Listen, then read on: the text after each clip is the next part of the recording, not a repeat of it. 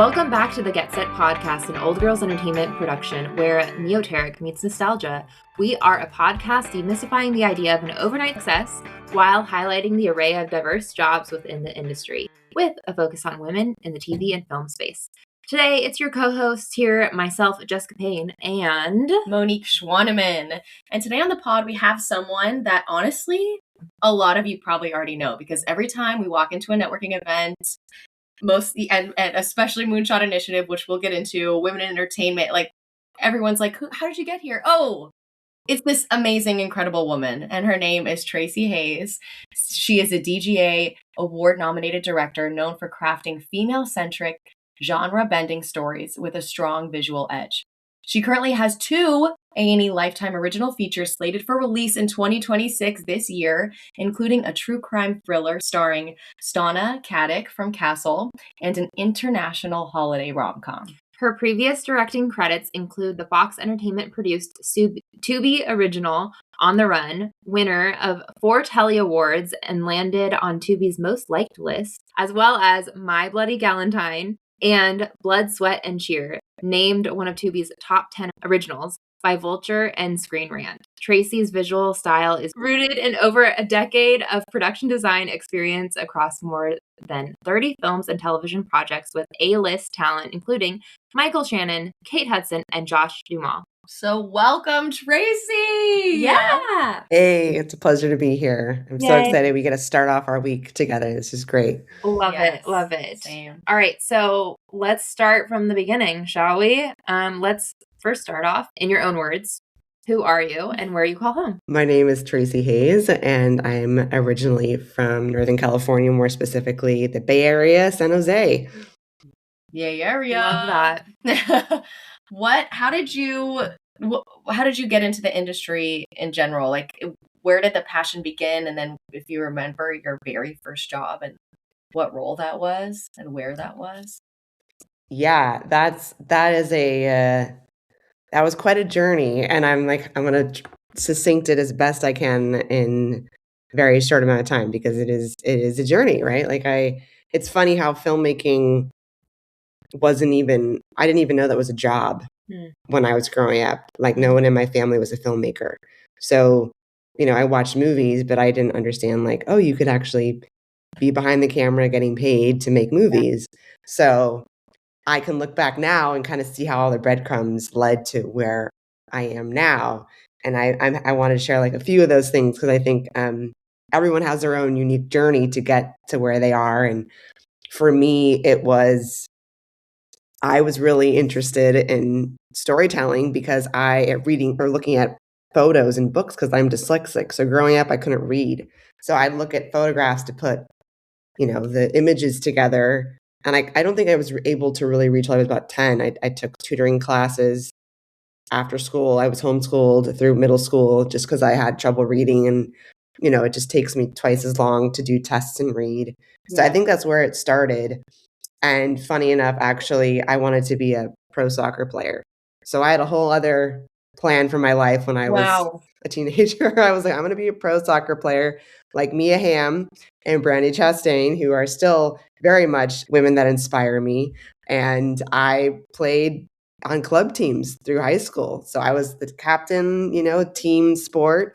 And that all changed because I was born with a congenital heart defect. And I've had 3 open heart surgeries and ended up having my 3rd open heart surgery after passing out in the middle of one of my soccer games. Whoa. And so that changed my whole trajectory in terms of, having to be in recovery for 6 months. And was inside and sitting, in my bed recovering. So I started watching more film and television than I had ever had a chance to in my whole life, basically, because movies was like the special Friday night movie night. So I think ultimately what led me is the first step was watching more film and television, like The Wizard of Oz. I remember watching that for the first time, and that really the moment that Dorothy kind of stepped from her sepia tone world to Technicolor. I saw the power of visual storytelling for the first time. I was 14 years old, and that really started getting me thinking about telling stories. And so I started making little short films, and ultimately I was like, I want to go to film school. And I enrolled in my first film class when I was 16 or 17 in Northern California. Shot my first movie on black and white 16 millimeter.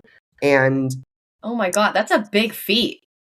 yeah, I know. Shooting on film, I didn't know what I was doing. I mean, we got it developed in San Francisco. Like, thankfully, the film wasn't exposed. But it was, yeah, I was a kid. We were just playing and having a lot of fun. And I just kind of fell in love with the process. And I started watching, behind the scenes of different, like Lord of the Rings was a big influence on me. The 26 hours of behind the scenes really started to go, oh, whatever. Like, obviously, there weren't women directors that I saw, but I'm like, oh, Peter Jackson is doing this thing and telling stories, and I've been doing that already, and it just everything kind of clicked, and so I applied to film school and ended up going to Chapman University in Orange County, and I just got the best. I got so many incredible friendships, mentors out of just being in that space and getting to like be creative and direct a number of short films. And so in terms of what led to my first job, we're really going to fast forward here for a second. My first job was I art PA'd on a 1-day commercial, I think. And I really did not care. I was like, I don't like production assisting that much. And that was the only time I ever did that job. And then the next job, I designed a feature. It was like 6 months after graduating, I designed my first feature because I went to film school for directing, but I was really good at visual design. And I had some incredible mentors like Larry Paul, who production designed my favorite movie of all time, Back to the Future and Blade Runner, among many incredible titles. And so that was the beginning of the journey. But yeah, that first job, I remember that pretty vividly. So production design for a feature, that's a lot. Yeah, I didn't know what I was doing. I designed. Figure it out as we go along. I mean, I designed a couple film shorts for my colleagues in college, and I just was like, you know what, I got a great team together. We shot this in LA. It was a time travel adjacent film. John Rhys Davies was in it. Whoa. It was a lot of fun. It was scrappy. I learned a lot. So, dang. Yeah. Full circle with the Lord of the Rings stuff then too. Yeah, I was definitely nervous when I met him. Yeah. So how did you go so you did production design, you started that with your first film. From there, did you just keep with the production design? Or I know you said that you went to school for directing. Was that always going to be the thing? Or did you kind of like lean into your production design world for networking and, keeping the ball rolling? Hold up. Speaking of projects, Jess and I are crowdfunding for our first feature. That's right, our 1970s period piece about how my mom was denied a line of credit simply for being a woman. And then writing a news-breaking article about it in her local paper before the Equal Credit Opportunity Act passes is coming to be. Yep, and you can visit the link in our show notes or in our Instagram bio of Old Girls Entertainment to see how you can share and get involved and be a part of our Seed and Spark campaign. So please go do that. And now we're back to our normally scheduled programming. That's right. It's a good one.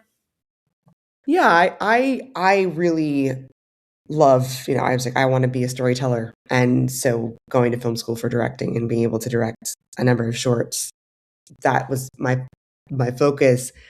I also needed to pay rent, frankly. Yeah. And I was like, okay, my parents are like, you graduate, you got to figure it out. So I wanted to be in the middle of a film set. I mean, you guys know there's nothing better than being on a film set.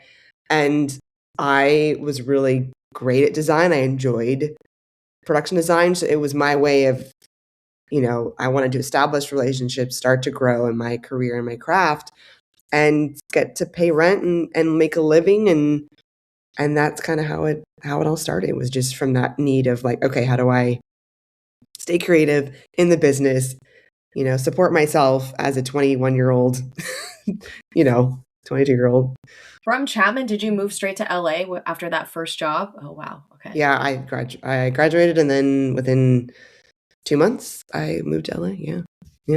That's so funny because on this season, next month we have another Chapman grad, and she just recently graduated last year, but she is we love her because she's such a go-getter. I mean, she probably came, we met her at the Is it issue. Brianna Chapman?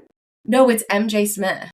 Oh yeah. Uh-huh. And she's so great. She, you know, she's an executive assistant now, but we have her on talking about, it's kind of interesting that we have you on talking about your whole journey, and then she's just beginning hers from those same beginnings. Yeah, she's doing incredible. But anyways, we're talking about her journey of how kickstart your career from graduation, because that is such a massive leap. And again, moving to LA is such a massive leap. So yeah, before we get into directing, can you tell us kind of the ins and outs of the demands of a production designer and kind of the things that you liked about that position? And then from there, we'll go into how you transitioned into and the directing. challenges of that position as well. Yeah. Yeah, I mean, obviously, it's a big responsibility. You're the head of the department, the visual aesthetic of a film. You know, you're managing anywhere, you know, depending on the scale of your production. If it's not union, depending on the budget, will depend on how large your crew is and what you're doing. I'm a very hands-on, just because of came from a very scrappy, you know, the films I started working on was very scrappy, and I'm very much hands-on. So my approach as a designer, you know, it may look different depending on if you're on a bigger union show in terms of like, but I was very much involved in as much of it as I could be. As a designer, it's all consuming. Like I was never not on the clock. Like once I took on a project, it's not 9 to 5. Yeah. It's not like 9 to 5 Monday through Friday. It's like if shit hits the fan, like they're calling you, you know, to fix a problem, or, you know, there's so many things have come up over the years that you just have to figure it out. And you're what I love about the job is you're ultimately problem solving, right? As many heads of department on a film, you're focused on different, you know, issues to solve. So in the case of design, it's expands from anything from practical locations to set builds and set plans, depending on how big your budget is. So I've done everything from everything's on one location to everything is practical locations, the whole movie. Or I've, you know, made films where we built, you know, a penthouse with 7 rooms, and we were, you know, I've shot all over the world. So like, I think that, and you have different kinds of crew, and you work with new people, and you bring people along the way. So there's all this, like, when you're world building, this is something I love and can speak to, like, what I ultimately feel has become one of my biggest strengths is just like creating a world. And I love being able to like sit with a script and imagine what that world would look like. And it could be present day. I'm not saying it has to be like futuristic or the past, although I do love anything period. I think that you're still creating a world. You're still creating, you know, when a character comes in the space and they pick up their mail and they've got the character's name on their, you know, the little details. I think the more I always came as a designer, like the specificity of as much as I could of like getting your characters enriched in the world. So I really pay attention to the little details because I think that's what makes you feel like it's more of a believable, lived in, layered, textured world. So that was my approach. Yeah, it was cool to, now that I'm thinking about it, you know, what the different worlds and people I got to work with, it was pretty remarkable. So yeah, no, it sounds like such a fun and creative challenge too. Because I mean, like, just thinking like about like an 8-year-old's room is gonna look way different if they're like in the city, New York, whatever wealth status they come from, versus like an 8-year-old in the suburbs or something. Right. You know, like it's totally different. So that's really fun and challenging and exciting. It's just so much. Yeah. Like that, just thinking of you, I mean, thinking of all of that is overwhelming immediately to me. I mean, it is a lot. I mean, you are, you know, you are the keeper, you know, as a director is the keeper of the story, the designer is the keeper of the visual storytelling. And it is very much a collaborative effort, right? It was never just what I felt like, you know, I wanted it to look like. It was, and I love that it was collaborative. And what was really great is you have a front row seat. I'm in you know, I'm doing all the tech scouts. I'm in all the meetings with the producers and the director. And, you know, we're doing, you know, director scouts, tech scouts, sometimes table reads. Like I was already in those rooms, hearing those conversations and watching and learning on the job. So it was really a great way. Ultimately, I was shadowing directors, you know, just getting to see what was working, what wasn't working, how they dealt with issues. And it just allowed I mean, yes, it was a lot and a different kind of stressful at times. It was challenging. There were personalities and things to navigate. There was never enough money. And I was surprised how many seasoned, whether that was a producer or even directors, they didn't really quite understand the ask a lot of times when you're working with limited resources and budget and time. The expectations were always unrealistic for the scope of something. And so it's about how do you navigate, like you never want to tell, your director no. So then I would go to the producer and go, hey, something, we don't have the money for what they're wanting. And so I found that it was just a lot of, navigating, personalities, trying to give everybody what they wanted, but also coming in at budget or under budget, because then you're not going to get necessarily hired again. So there were the financial aspect of it and the creative side of it and how those two met. And I was dealing with scheduling with first ADs. I would look at the schedule and go, okay, I need 2 days to pre-dress this location. And if you can't give me that, then I need more people to come in the same day and we have to have a pre-call. So there's all these, I think it just gave me such a shorthand with all the department heads and understanding, like I'm very production friendly. Like I understand what, looking at the day, what's needed to make our day and to be successful. So kind of at least answered this in part a little bit, but when it comes to being a production designer, is there something that you wish the directors knew? And then also on the opposite side of it, as a director, knowing you worked as a production designer, is there something that like stands out if you're working with a production designer to you? I think the ask and knowing as a director what you're asking of your crew, right? Because especially on lower budget projects, you just have very unrealistic expectations. And one thing, what I think would be the biggest thing is they say they have no money, right? And not the director, but like I wish that productions would get ahead of the problem before throwing money at it once a problem happened. And I think that's an age-old thing that may never change, which is a lot of times more money would materialize for more set dressing or more people once the problem presented itself, as opposed to getting ahead of it. Because once you're throwing money at it, it's already at a point where it's stressful. You're going to spend more money because it's last minute. It's a rush job. And so I think just trying to trust, I don't know if it's trust your team more, but I think it's just, giving people a little more time at the top of a project. In terms of what I wish designers knew when I work with them as a director, I'm always like best friends with the designer on all my features. I'm just thinking about it. You know the shorthand too. Like I am always so sympathetic to the ask, because I know when I walk into a space, I already know how much money it's going to cost and how much time it's going to take to change it. I've been really fortunate to work with a bunch of kick-ass lady designers over the years, and they all have different approaches. And I would say, obviously, the film I just finished is the most fresh, but I appreciated they were always story first. They were always out of those conversations is what kind of came, how they built the design. It was always talking about the characters and the story and how that story informed the environment. And I think going from that approach is so key to making the world feel authentic and grounded specifically to the story you're telling.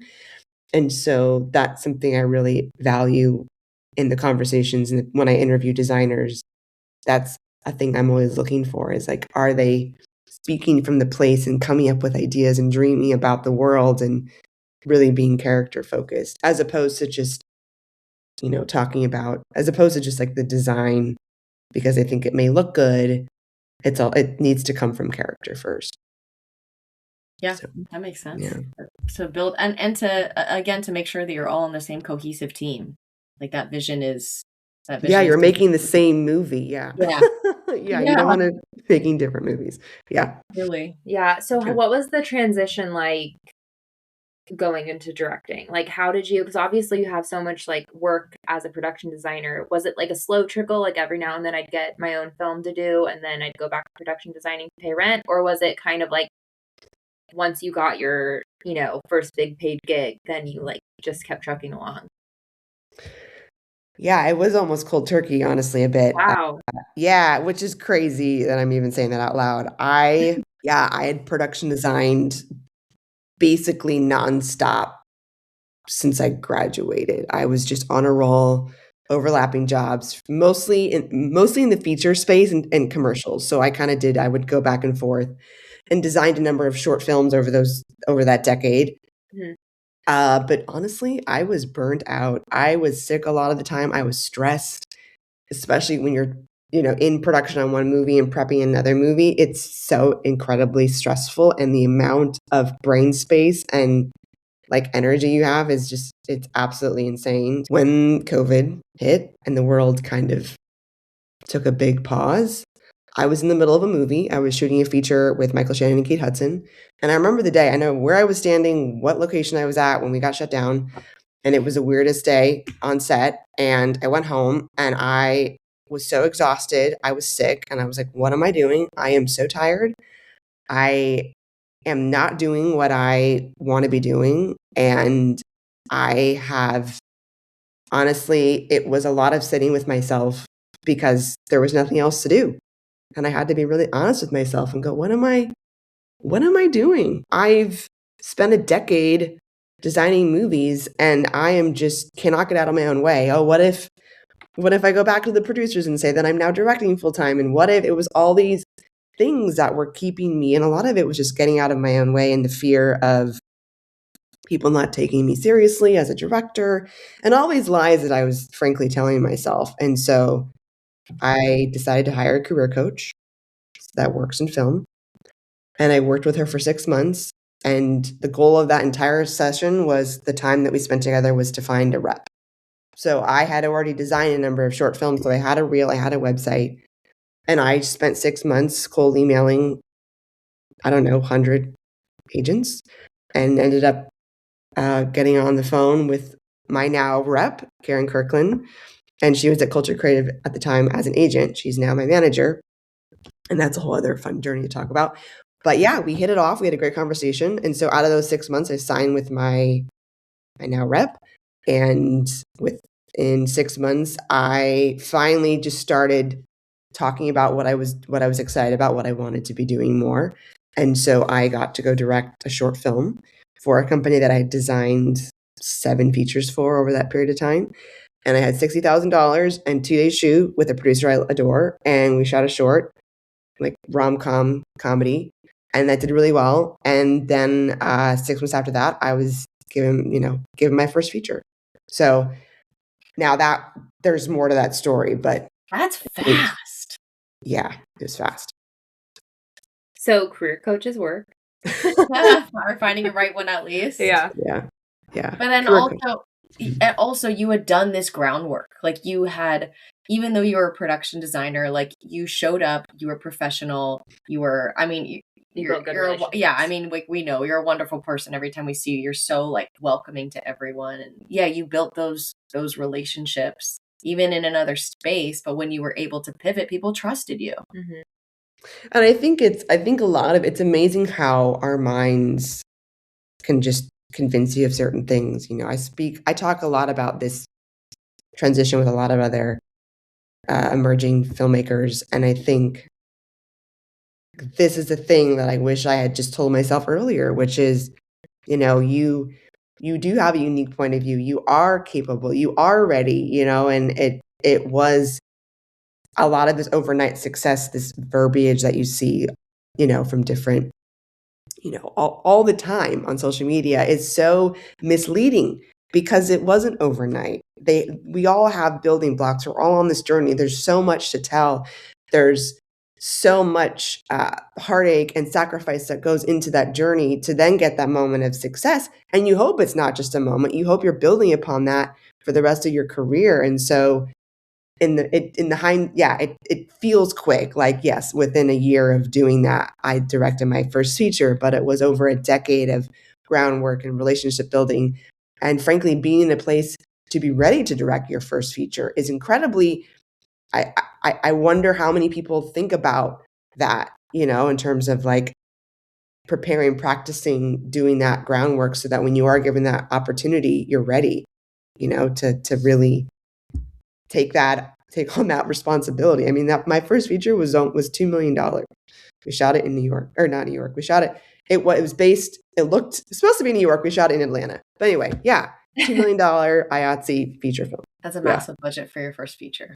Yeah, and the responsibility, you're like, this is someone else's money. This is a business, and thank goodness I had done many, many, many, many movies, because that movie had challenges. So yeah, and two, there's not only like getting your first big project, but then getting your next project. So making sure you're not only just like working for that project at that point in time, you're working to make sure that you're rehireable and wanted people, like, you have a good word out afterwards, meaning that you're like showing up prepared, you know what you're doing, even there's always going to be challenges faced, but it's like, how do you deal with those challenges? Yeah, so much. So crazy.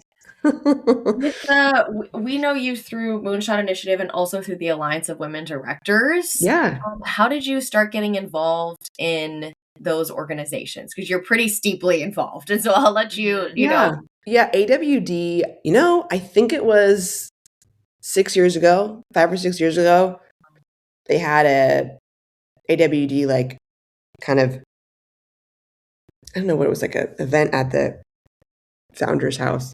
And I went to it, I think, and met so many incredible women. I was like, what is this? How did I know about this? And so I think I've been a member now for 6 years, and I've gotten to really get to know the women in my community, the women that I call now when I'm like, hey, does this seem right? Is this, or just to fact check things, to have support, to like check in with.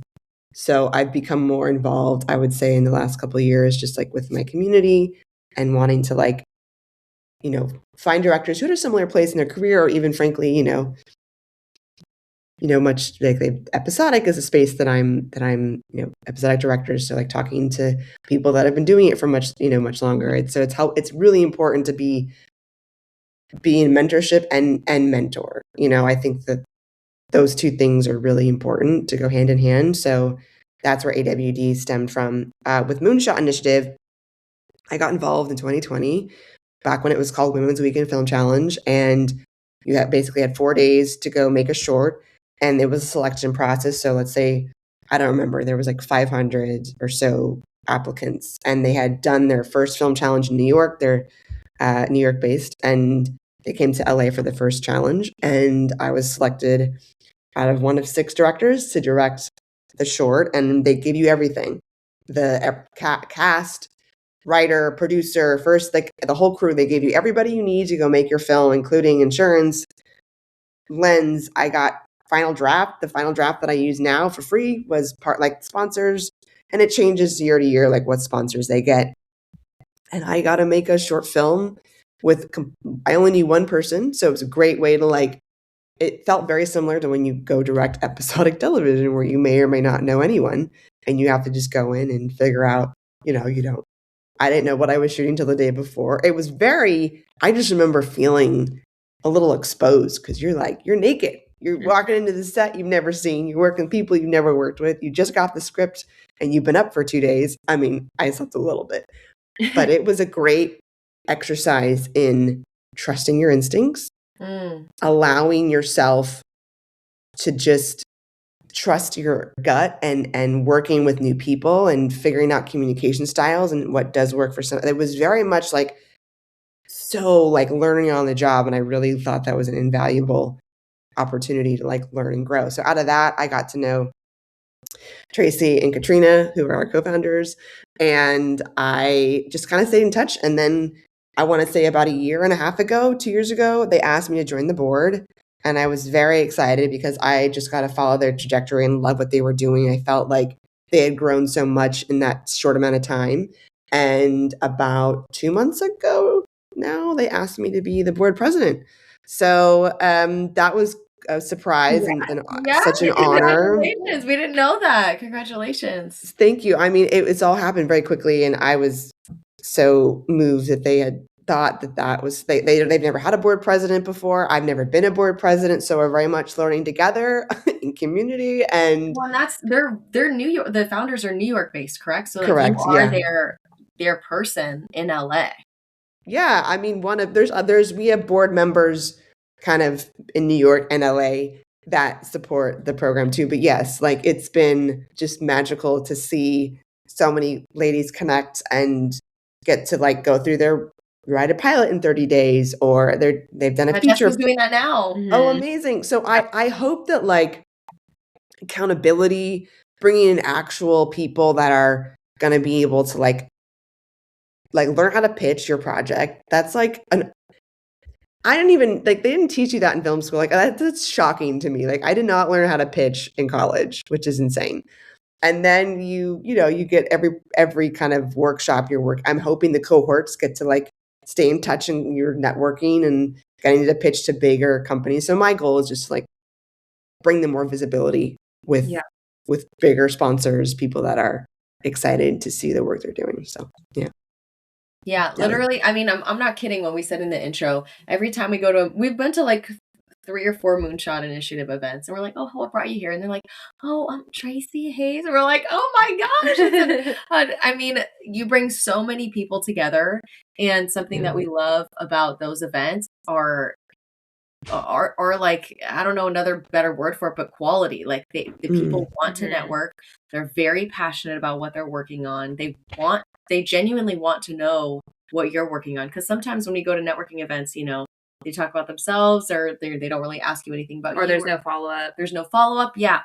We follow up with so many people from those events and vice versa. We actually get coffee with them. We actually, create like work. I mean, this this meeting came from that as well. So, I mean, yeah, you're doing so much work, and I mean, we're benefiting already. So thank you from us. Yeah. And I've noticed obviously like you're a part of like a lot of women-based organizations. And I was just wondering like how and why specifically women-based organizations that you grabbed onto, like what's important about that?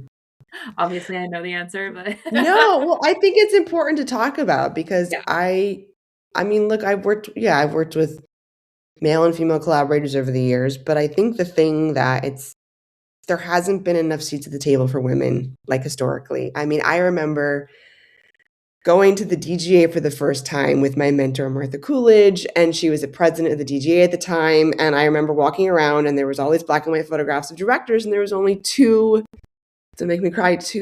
photographs of women on the wall. And it was Martha Coolidge and, oh my God, Catherine Bigelow. And that was it. And this was in 2009, 2008. Yeah. I feel like it's still that way. We were at the DGA for Slam Dance, and there's a few more. And but it's pretty clear. It's like, it is mostly men.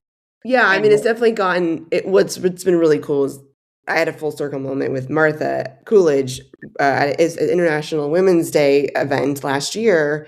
And I brought her as a guest, and we were sitting at the DGA. This DGA theater seats 500 people.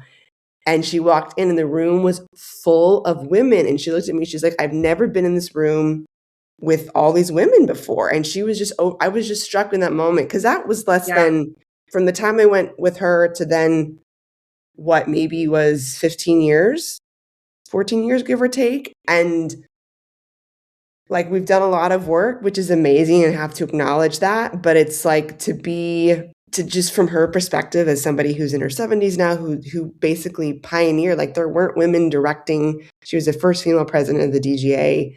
And so I think I just feel called, as a woman, I feel so much responsibility to leave the door open and to give opportunities to other young women filmmakers that weren't, that aren't given an opportunity, mentorship is so incredibly important, and I'm in a place in my career now where I have, done the work and have opportunities that can benefit other ladies. And so I think being in community with other women is really important, rising together, is supporting one another. All the movies I've directed all have female protagonists. So it's not just about female organizations. It's also like, who do you want to see on, reflected in your world on camera? And it's so much of, why I became a storyteller was because of watching movies like The Wizard of Oz and seeing Dorothy, become this, coming of age, becoming a woman. And so I ultimately didn't see a lot of women on screen that looked like me in terms of dyslexia and having a heart condition, and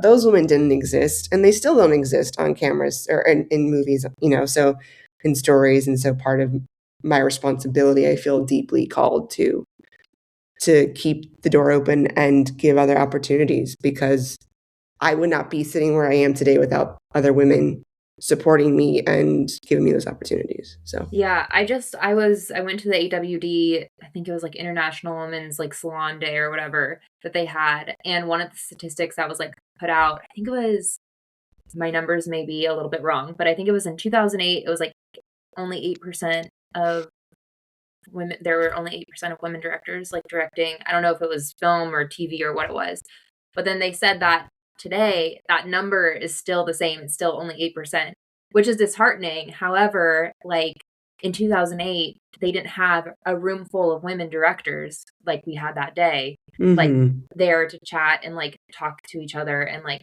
have that community. So they're like, while there is like a disheartening, number where we're not there yet, there's like a push to like continue going and to keep. And I think we have to stay in community. I think that is so important.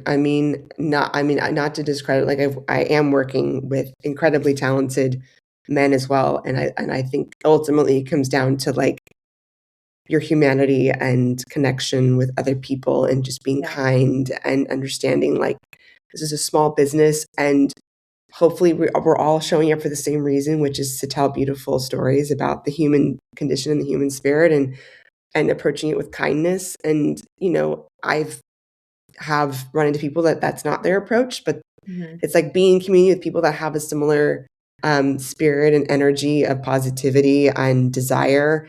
I think is so important to keep us, excited, because we're, the last couple of years, it's just been really challenging, financially, there's so much in the world. And so how do you come together and support one another? And so I agree. It's like, we just need to keep having the conversations. We need to keep talking about it, and we need to keep giving each other opportunities, because the success stories happen when other female filmmakers are hiring each other, are, introducing people. Like there's nothing that makes me more excited and just happy than seeing people I love to work with connecting and getting to work together. Like it's a beautiful thing. Totally. No, I totally agree. And I also want to say too, just like with the different mixers that like Moonshot puts on and all these other like networking events that are really like for women, and it's a bunch of like most like quality women like coming together, and just how important those are, and having that like safe space for women to like get together. Because I will say, just like in college, there were so many times when like the guys were going to like the bar to get a drink or whatever. And as a woman, like I was like, I don't want to go like by myself. Like I'm the only woman there, maybe one of two with like 10 guys. Like personally, it didn't feel safe for me at the time, right? Getting wasted. Right. Yeah. Tell you about my bro movie. Sorry, right, that's a stereotype, but I'm sure it happened. But here's the thing is like during those, those times when they were out getting drinks, they would come up with a concept for their next film that they were going to shoot that weekend, which is something I missed out on, right? And so it was one of those things of like, can I, like, where is that space? And like in college, it wasn't there, right? But like knowing that out in the world now, there is a space where that as women can get together, we can create and collaborate and just meet each other, which is really nice. And sometimes, most of the time when you're working on film sets, like, the amount of women there is ratio to men, it's a lot smaller. So being in a room full of women is like, so pretty groundbreaking. It's like there's definitely energy. Whenever I do leave that going like, I want to bottle this up, put this energy in a bottle, and just like, there, it's just so I wish it happened more often, to your point. I have seen a shift, I will say, since in the last 15 years in terms of, being the only female HOD, I'm now in a place where I get to see a more well-balanced room. The last couple films I've done, my EPs were women, so I had female writers, I had female executives, I had female leads, I had female, makeup, hair, production design. And I think it's like, it's cool to see like on that level, like I'm seeing the difference on the sets I'm on. That picture is changing. Mhm. And I think, not to say there's not space, I'm not going to like leave out men in this, because I do think it's important that you work with people that you feel connected to, that understand your vision, that are supportive. And I've been very fortunate to work with both men and women that have supported that vision. And that's invaluable as an artist, to be able to, I got left, to be able to be left alone to go make studio backed movies and not get stifled, and given the space to try things, and like encouraged to take bigger swings. And I want to go like, you know what, guys, let's try a oneer.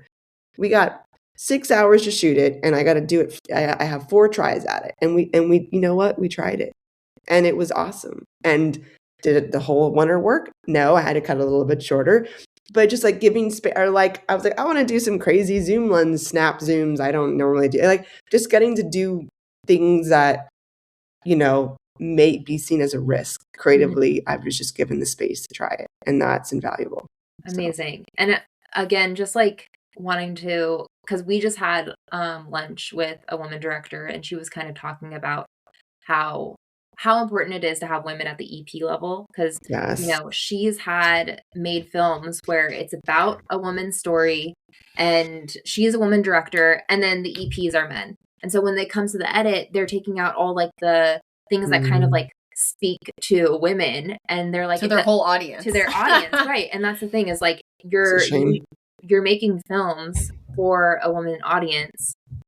You would think you'd want at least one woman EP in there, just like help with those stories. I think that is one thing that you hit the nail on the head, and that's one thing that I think that is where the ultimate change. I think it's really impressive and important to acknowledge, like, obviously the changes and strides that how far we have come. However, the people who are ultimately making the decision in terms of green lighting and picture are historically men. So even though they may have their people under them, that could be, all ladies, I think the decision makers more often than not are men. And I think having a little more a well-balanced room where it's like they're men and women that are in those decision-making, positions, that is so key. Just to get something greenlit, like full stop, like the story. Like, and then to your point about the people giving the notes. Yeah, I mean, that feels unfortunate. Like if it's a female-led story and there's not the people who are ultimately going to picture lock the film and with their final say, like you hope it's men and women on the executive team giving notes. I mean, right now that's happening. I'm in the middle of posts on a film, and I'm, it's nice to have female executives and male executives that are weighing in. And so at least you're not the only one having to fight for something, like you're not like the last stop of that, trying to fight. Because if there's someone on like their same level fighting, you know what I mean? Like fighting for the story or fighting for the joke or whatever it is, like that point of view, then at least you're, it's not you just kind of in a war room by yourself trying to be like, no, this is for our women audience. Like the reason it's here. Or the truth to the character. Like this is what the whole story. Yeah. Yeah. There is. And I think the thing that this is like the thing I always think about, which is like, as show business, right? It's like you have the art, and then you have the artist, and then you just have the business side of it, which is like the commerce, the money. And it is such a like, it's such like a catch-22, right? Where it's like, I just want to be able to go make art and do with people that I love working with, that love the story and are connected deeply to the material, right? At the same time, it's like, unless you are actually funding the movie yourself, most of the time you don't have final pictures, log. You're answering to somebody else. And so it's like, if you want to make a living doing that thing, whether it's directing, acting, producing, if you are ultimately in collaboration, it's not a one-person operation. And so it's like, how do you just hope to surround yourself with people who have a similar ideology, similar point of view, taste? That is so important. Hold on to those people. If I can say one thing of like, the people you meet now that have a similar taste, hold on to those people, because those are the people that are going to champion you 3, 5, 10 years from now, when they're going to be at one company now, and then they're going to, let go, and they're going to go somewhere else. And the next thing you know, you got a coordinator who's now in development at some big company, and they'll remember you. And if you hold on to those people that really champion you at any level, right? When you're starting out mid-career, those are the people I am in community with. Those are the people I'm in constant communication with, because I recognize you don't need to have 20 champions. If you just have a few people, men or women, that believe in the work and believe in what you're doing, they will get to that point in their career where they can open that door for you. It just might take longer. I'm impatient. It drives me crazy. Things always take twice as long as I ever want them to. But I recognize that, like, now I'm starting to have this small group of growing, mostly women that are in decision making, jobs, that are calling me in. We have similar tastes. I mean, I'm at the point where I don't even give a note, because I know they're thinking the same thing. I mean, that's like the dream, to be able to work with people that literally know what you're thinking. You're like, oh, I don't even need to give the note. I love it. It's rare, and I recognize when you find those people, like, hold on, hold on to them tight. So, Absolutely. yeah. So you do have 2 features coming out this year, which is massive. Thank you. Yeah. Can you tell us, what are you allowed to tell us? What are you allowed to tell us? And also, this will come out in a few weeks. So, if there are any updates, we'll link them in the show notes, and, Yeah. go back and link more as things develop. But what can you tell us? What can I tell us? I can tell you, I'm like, one of the things isn't even in the press or even on IMDb, so I can't say much. But all I can say is I shot a wonderful holiday international rom-com in Mexico last year. Fun. And it'll come out sometime in Christmas. We don't have a date yet for Holiday that. season. So Yes, it's holiday season. It's a rom-com. It is an original film for A&E's Lifetime. So I'm very excited about that. The film I can talk about is the true crime thriller that I just finished directing at the end of last year, which is crazy. It's already going to come out this year. And it's going to be premiering in a few months. I can't say when yet, but it stars Stana Katic, who is in Castle, if you've seen that, or Absentia, which is another great film, or Quantum of Solace, a couple little films there, and just a little movie.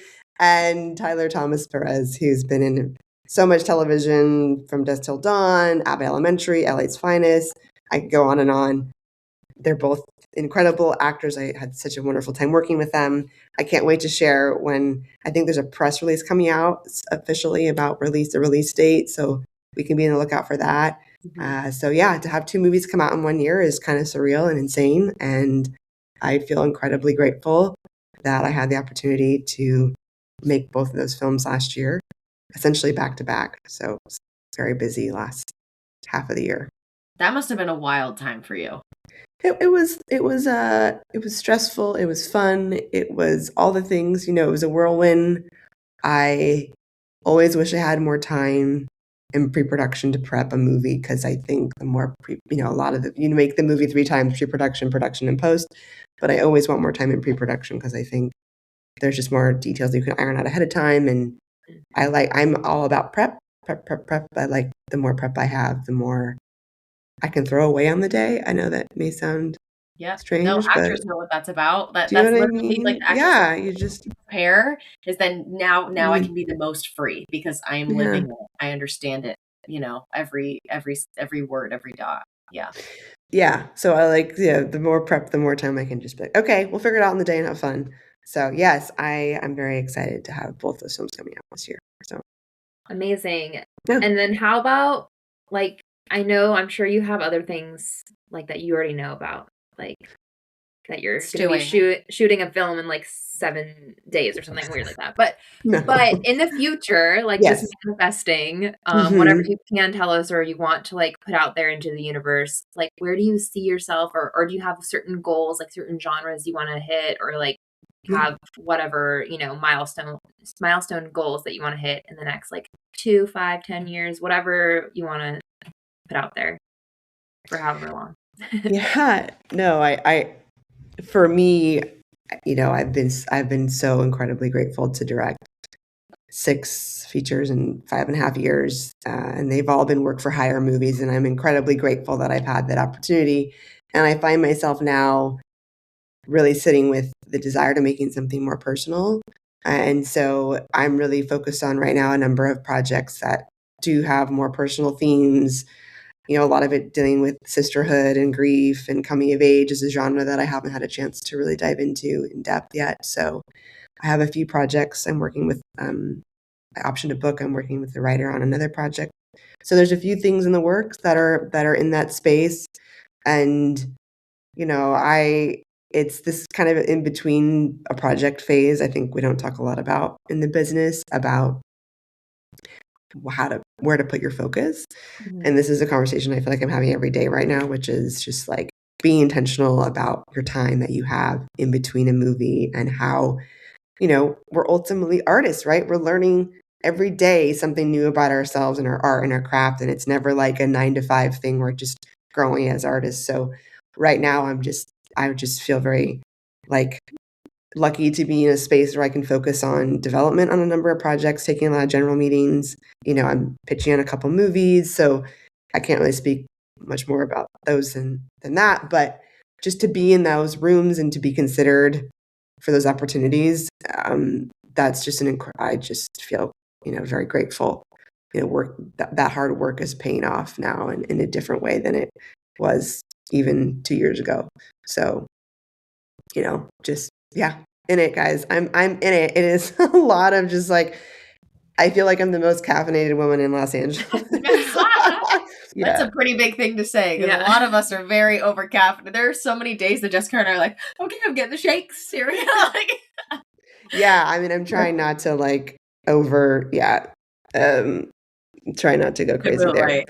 Yeah, no, it's just been, I'm just very excited about just being able to do something that feels more me and personal, and more grounded in the kind of stories that I'm really interested in telling. So, yeah.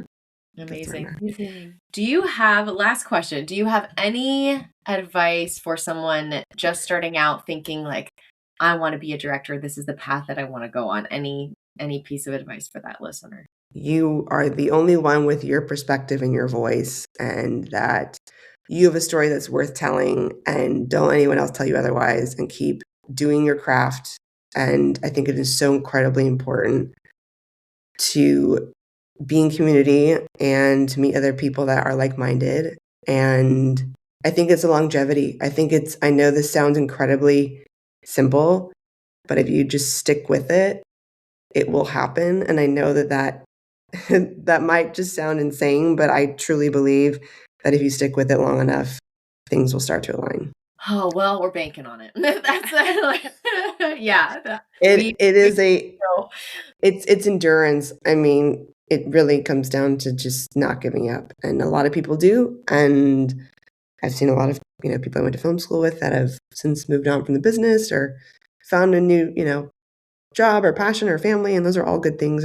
But I think it's just longevity personally. Yeah, no, it's like, if you want to do it, more than like, bank on it not being an overnight success. Like, majority of the time, unless you're just, I don't know, some wonder kid, you're not going to get a directing job.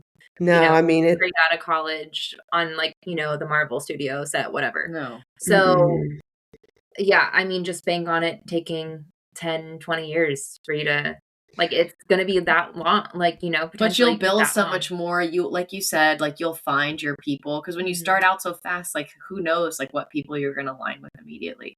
But when you work in the industry and build those networks, you could, like you said, you could kind of tell right away when you click with someone, it clicks. Yeah, you just like, and you're like, oh, I want to be around this person. I just recently met somebody, like a lady at an event where I felt like I knew this person, like I'd known her for years, and we were just cracking each other up. And I was like, oh, this is refreshing. Like, you hope it happens every time you go to an event. But yes, lean into those things. And hopefully it's not going to take 20 years. I just want to say, like, not to be disparaging, because a lot of it is timing. A lot of it is luck. Unfortunately, it's not always based on talent. I think it's about being intentional, asking for what you want, not being afraid to to put it out there. I think the more you talk about what you're excited about, the thing you want to do, and to not be afraid to make the ask. That is something I am still practicing, is the ask. Mm-hmm. You know, hey, I'd love to shadow on this show, or I'd love to, actually, I want to be a director and I'm pivoting from whatever else I'm doing. And, you know, asking for help is so important, or taking someone out to coffee and getting advice. Like I'm doing that. You know, I'm asking for that because I think there's so much we can learn from other people's journeys and then apply what we will to the journey, our journey. I think, especially as women, I think we need to stop apologizing for everything. Yep. And we also need to not be afraid to make the ask. And I do think that has a lot to do with just like society's messaging around ladies. I don't know why, but yeah, no, I agree. And we actually, our first episode that came out this season, it's our only episode so far that's out right now, but is literally called Getting Out of Your Own Way. And we talk about sending the email, essentially making the ask. I don't think we phrased it as that, but sending the email, sending the text messages, and like going, and don't let yourself tell you no. Let someone else, that's someone else's job to say no. Or that's usually what the worst of it is going to be, is that people are going to either ignore you or not respond, or they say no. Like that's the worst. What's the worst is going to happen? Yes. Right. Yeah. Right. Yeah. Right. I and love if you that. don't send it, then whatever. You'll never know. Yeah. Yeah. You know, it's this director friend of mine was telling me how she sent an email to this development executive at a studio about this shadowing program she applied to, and she kept emailing them going, oh yeah, I'm going to submit, or I just submitted, and no, I'm getting an interview. Like, just kept emailing this person without ever hearing back from this executive. And then she got into the program and found out that this executive had said something, had put in a good word for her, and had never heard back from her in an email. So I just think it speaks to, like, obviously I'm not saying go stalk people and be weird about it. But I think having intentionality, to your point about, like, I send emails that I don't hear back from all the time, and that's okay. Like, there is the art of the follow-up, and I do think that following up with people is important, because people's emails and things get buried and life happens, and, you know, you just forget. Yeah, I just think it's... Yeah, no, I mean, when I was first starting out trying to find like production assistant jobs, I would cold email assistant directors, and I wouldn't hear back from people majority of the time. Like, sometimes people would come back and be like, I'm retired. And I'm like, okay, well, I won't email you again. Yeah. But like, I would get like 6 months down the line, and a second AD would call me and be like, hey, I got your resume from so-and-so, blah, blah, blah. Like, are you available for work? Cool. And I'm like, oh, like, I didn't even hear back. Like, they didn't send any type of like acknowledgement that they knew I existed, and yet my resume got passed on. So yeah, it happens. Wow. It happens. Right. Yeah. So where can people follow you and follow your journey and get, I mean, we're going to link stuff below, but do you encourage people to? Yeah. If you're interested in seeing my portfolio, I have a website, tracihays.com. I'm on Instagram and LinkedIn, pretty actively posting about what I'm up to there. Yeah, I don't have what is it? I don't even know. What is it? Like Twitter or whatever it's called now, and the other one. Oh my gosh, I sound so old. TikTok. TikTok. I was like, that one, the TikTok. The TikTok. No.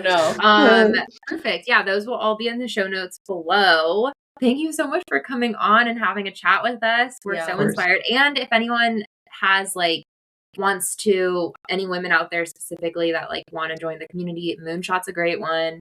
Yes. Alliance of Women Directors. Because I'm for other listeners out there that are not directors, I'm an ally member, and it's totally worth it for both. Mm-hmm.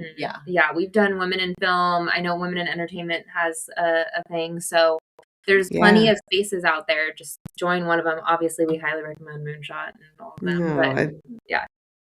Yes, they all offer different things. So, and if people want to connect, they can feel free to reach out on social media. I'm actively on there. So, yay! Well, thank you so much. And now, everyone, go get set.